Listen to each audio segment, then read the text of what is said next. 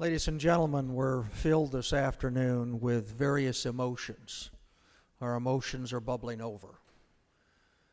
We're here to talk about the important issues for the state of Illinois, and the issue at hand is education funding. So it behooves this body to try to do what this legislative body has not been able to do in the last 60-some years since we passed our last Constitution. And that's to deal with adequacy and equity in education funding. Previous speaker talked about what's fair, and that the bill at hand is 90%, give or take a few percent, from being a good bill. But we often in this chamber get legislation that's not quite right, ready for a vote. And that's how I would characterize SB 1. We had a good bill, we had good debate, there was give and take, but at the last minute we changed that. Now we're at an impasse. What do? We aren't supportive of a mandatory veto. We may not have the votes for an override. Our children are starting school. The schools need money. Are we going to debate this issue for the next weeks and months? We can get a bill very quickly. As Leader Durkin mentioned, the leaders are getting together this Friday.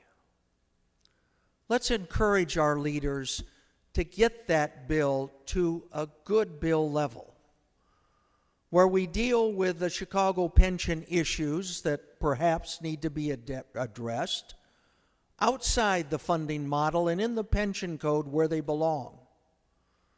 Let's look at the TIF districts where some communities are gaming the system.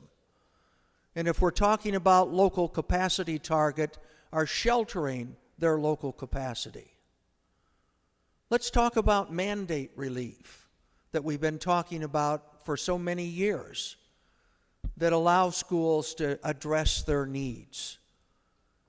If we're going to give pensions to Chicago because it's fair, then why not take some of those rights that Chicago was given in 1995 and give them to other districts in the state so that they can save money in the operations of their school?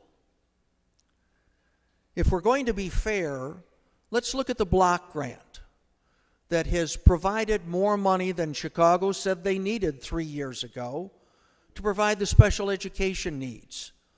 It's been tabulated at some $202 million of funding that wasn't needed for the students they had. If you look at the next 10 years, which is the horizon we're trying to look at for funding adequately, that's $2 billion that are going to a district that says they don't need them for those students. And let's put that in the hands of the districts that need it for the students they have. We have a lot of discussion about hold harmless. Well, if you don't have the students, why put the dollars there? Let's use the evidence-based model. Let's use the tier formula to put available dollars to where the students are. Again, to be fair to every student, to drive towards adequacy and equity as legislatures in this state have tried to do for decades.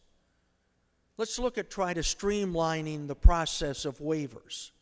We've had good discussion on that point, and I think can reach resolution. Let's look at the minimum funding level. How if we don't hit $350 million every year, we're going to start taking money away from districts. We can negotiate a better minimum funding level. We're very close to a whole host of issues that have separated the willingness to support SB 1. Let's look at a trailer bill. Let's combine these areas. Let's allow our leaders to negotiate a solution. And in the next few days, let's come back here and pass an education bill that will allow dollars to flow to our districts so they can educate our students. We're very close. Delaying votes, delaying meeting dates, only delays the goal that we have of helping our students learn.